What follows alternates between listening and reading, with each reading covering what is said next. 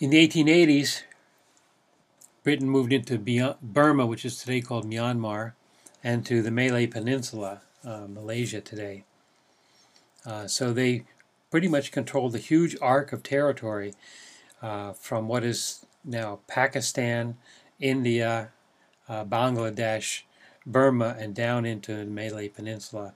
So most of Asia, South Asia, was in British hands. The French were in what is now Vietnam, which was called French Indochina then. The United States, seeking to liberate Puerto Rico and Cuba from Spanish control, they were still Spanish-owned islands, went to war with Spain in 1898 and occupied Cuba and then controlled Puerto Rico and the Philippines, took them away from Spain. Cuba quickly gained its independence, but the United States remained in Puerto Rico and Philippines for some time. We are still in Puerto Rico, and we stayed in the Philippines until the Japanese took them away from us during World War II. Slides show some more of the chronology of the new imperialism in Asia, beginning in the 1840s.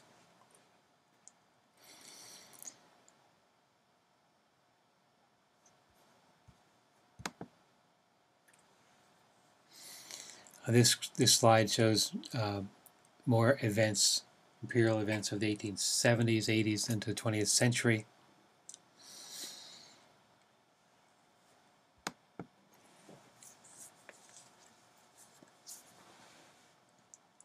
And this slide is a link to a Google Earth video voyage to show how far the colonists, the colonial imperialists, had to travel and were willing to travel and settle, heading out to acquire more territory. So this video follows a path from the seaport of London down to South Africa and over to Japan, and mentions some of the lands in between.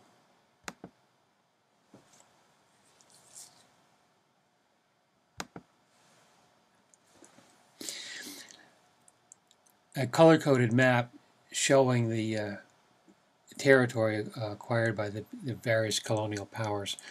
As I mentioned, this large arc of control by the British from what is Pakistan today, India, Bangladesh, Burma, and the Malay Peninsula. The orange is French area in what is the Vietnam and Cambodia. The U.S. in blue here in the Philippines. Japan had moved over into parts of China, into Korea as well. So Japanese had occupied Korea. Or the British were in Australia as well. So, and the besides acquiring Puerto Rico and the Philippines in 1998, the Americans decided to acquire Hawaii from the native people there for sugar plantations. The Hawaiians had no military force and couldn't resist when the U.S. Navy showed up to support sugar planters who simply took over the land and claimed it for themselves. In 1916, the Virgin Islands, which had been claimed by Denmark, were sold to the United States. They still remain U.S. territory. Virgin Islanders are citizens. A number of them have been students at Seton Hill University in the past. However, they cannot vote in U.S. presidential elections. They do elect a non-voting member of the House of Representatives. At this time, it's time to think about causes of the new imperialism. And one cause is the continuing appeal of nationalism, which involves a love of your own country and an identification with that country, and hoping that the country will become more powerful. It's my country, I want it to be bigger and stronger and better. And acquiring other territory makes me feel better about my country, makes me prouder of my country, and also brings in resources that can help our economy. So feelings like that, simply nationalist pride, are one explanation for the extension of European power throughout the globe. Others are more practical. Other reasons given include the desire to maintain a military balance of power against other countries by being able to sail around the world with your now steam-powered fighting ships, and as well as trading ships. And a steamship burns a lot of coal in the steam engines to fire up the boilers. The coal is burned to boil water, which produces steam, and the steam pressure drives the pistons of the big steam engines. And when you run out of coal, if you're in the middle of the ocean, what are you going to do? Well, the first steamships had sails as well, but the later steamships came to depend completely on coal for their power, and so they had to be able to resupply themselves when coal got low. And so coal depots were set up around the globe and in islands in the middle of the ocean, so that you go halfway across the ocean, pull into a coaling station in Hawaii, and refuel your ship and have enough to get all the way to the Philippines, where you could fuel up again with more coal, and then sail over to India and so on. Another reason, there's two more reasons here on this slide that are very similar. Hobson's explanation of surplus capital and Lenin's theory about preventing class warfare.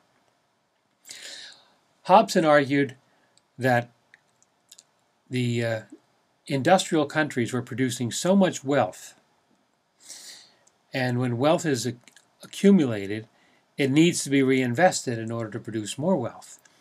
But the problem is the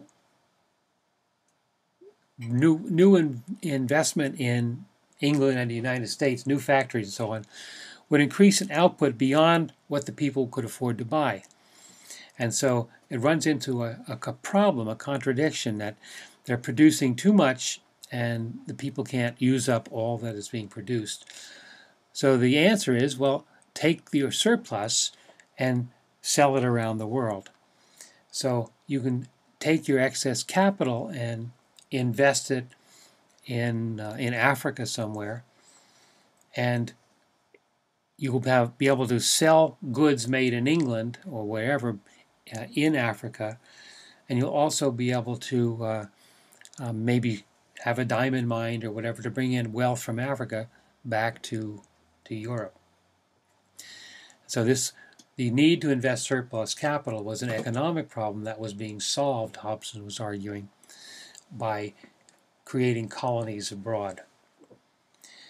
And Lenin, the theorist of the Russian Revolution, had a similar argument. But his argument was somewhat different. Marx illustrated the problems of workers in industrial Europe, that as industrialization proceeded, the workers weren't benefiting. They were living in miserable conditions. There was rampant poverty. And the reason is that the companies were competing with one another for sales. And in order to compete, they needed to lower their prices to be more attractive. And if you lower your prices, you're going to cut out your profits. So in order to maintain profits, instead of reducing profit, they cut prices and then cut wages of workers in order to maintain some profitability. So that means the more competition that occurred between the industrialists of Europe, the lower workers' wages tended to be. How do we solve this dilemma? Because if wages go too low, if they reach the point of misery, immiseration,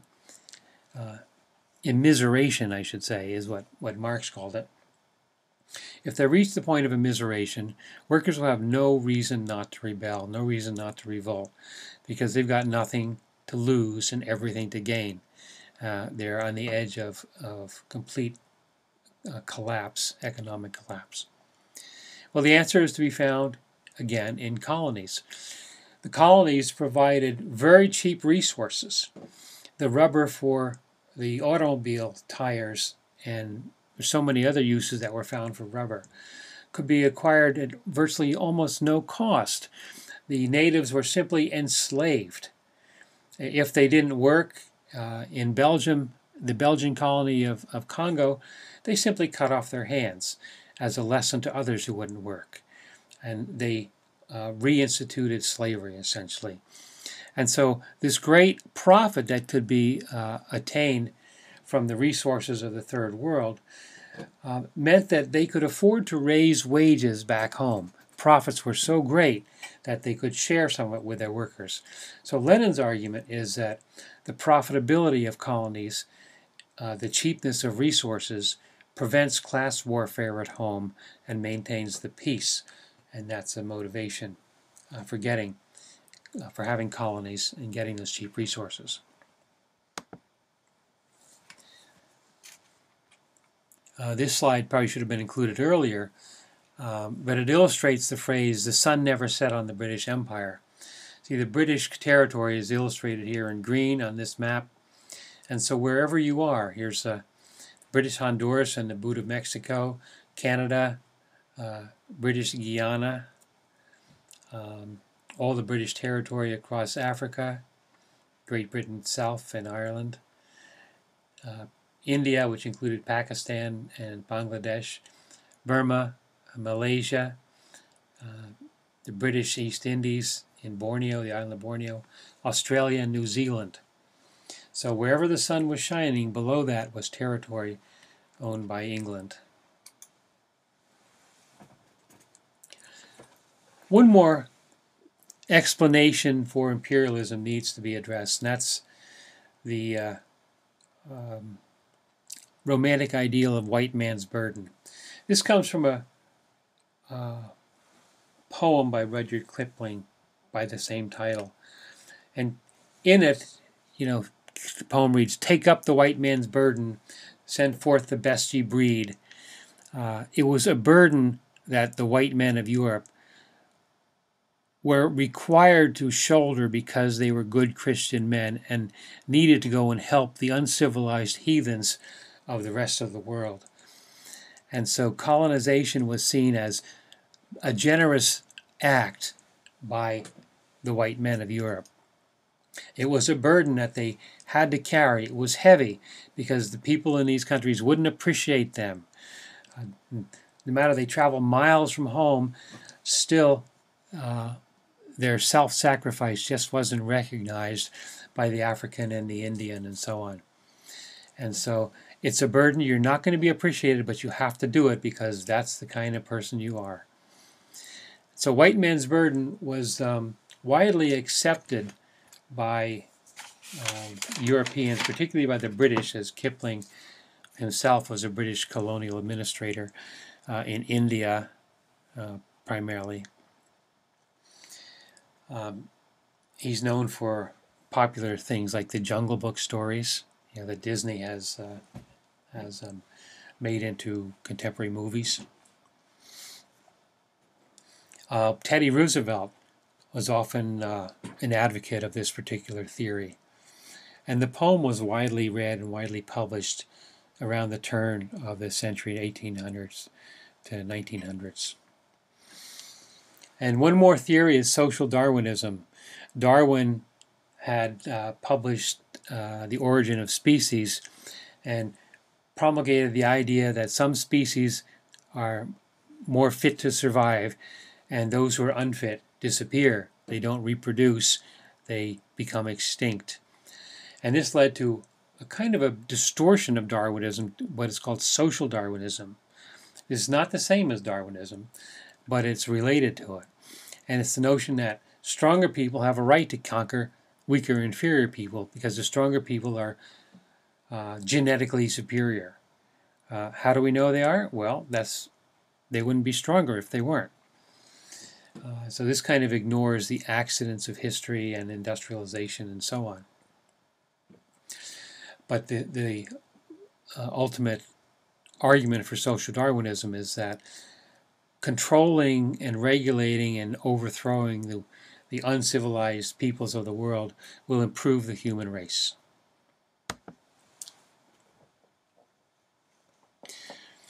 An image from Africa.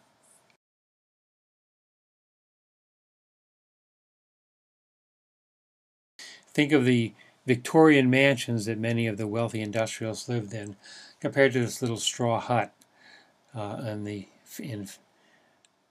Africa, and with cattle grazing right outside your door. The primitive versus the civilized. Cape Town was a thriving British colony because the climate at the lower part of Africa was a temperate climate, so the Europeans could feel very comfortable there.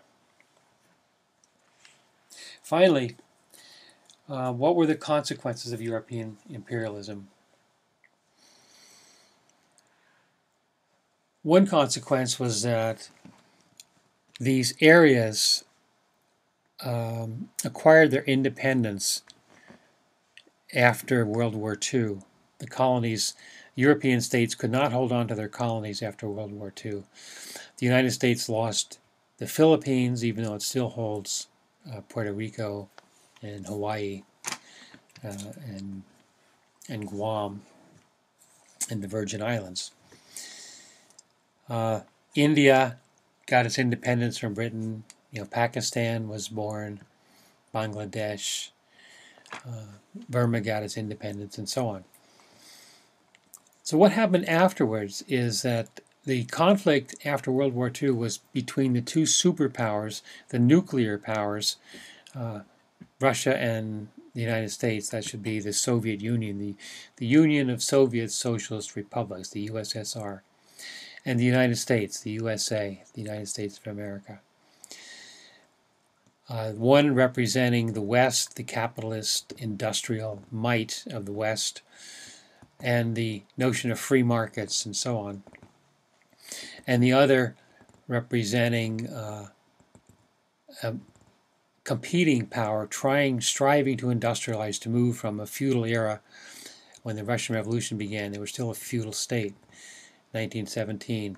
Rapidly industrializing, becoming so powerful so fast that they could actually pose a danger to the very powerful USA.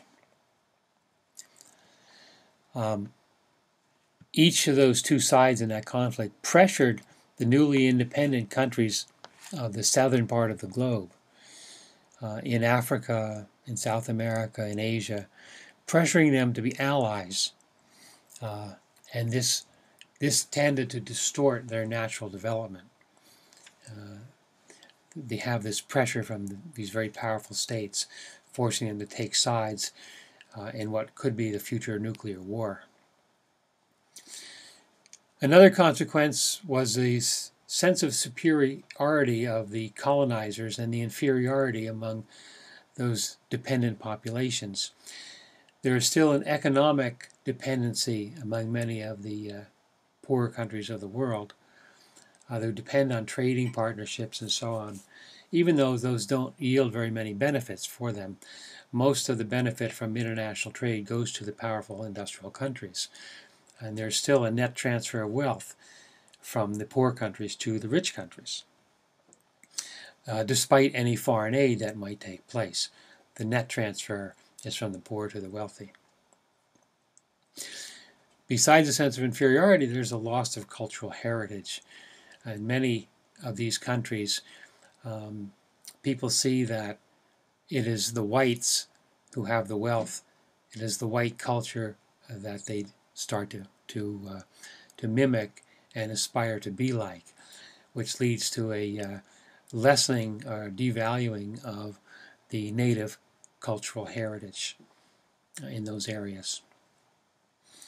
Ethnic conflicts. I'd like you to watch a little video that shows how the ethnic conflicts of today, the genocide in Rwanda in 1994, are a direct result of how the colonists divided the lands of Africa and other places and set the peoples into conflict with one another by the relationships that they engendered. Another consequence is the continuing depth of poverty and misery in these parts of the world. And that ends the slide lecture, but I want you to be sure to watch the video components as well.